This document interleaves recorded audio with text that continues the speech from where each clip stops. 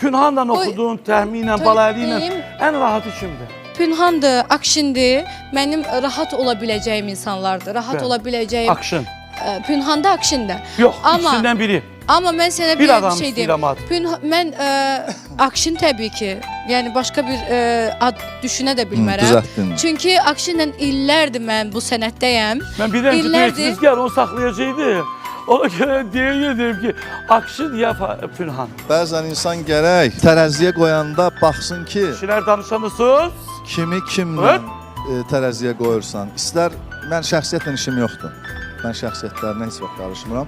Yəni sənət olaraq, söz olaraq, istedad olaraq və fayda olaraq və dostluq olaraq sən əgər bir başqa sənətçini heç hiss eləmədən mən onunla bir tərəziyə qoyursansa, mən o tərəziyə çıxmaram. Heç vaxt. Mən belə bir şey deyim.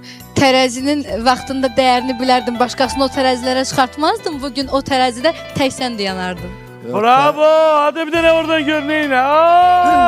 Əgər tərəzi düzgün tərəzi olsaydı, Bəli.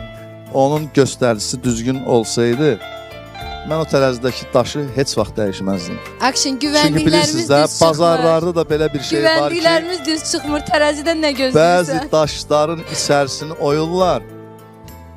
Ölçüdə Bunlar alırlar. meyxana meydanı oldu. Bir-birinizə Yox, həqiqətən də güvəndiklərimiz düzgün adam çıxmırlar. Yəni tərəzidən nə gözləyəsən ki, əşya parçasından nə gözləyəsən? Tərəzi bir əşya parçasıdır.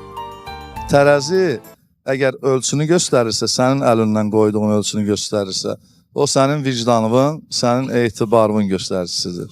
Ona görə diqqətli olun. Əşyalar çox şeydən xəbər verir. Bəzən də bəzi cinayətlərdə əl izlərindən əşya dəlil kimi ortalığa qoyulur.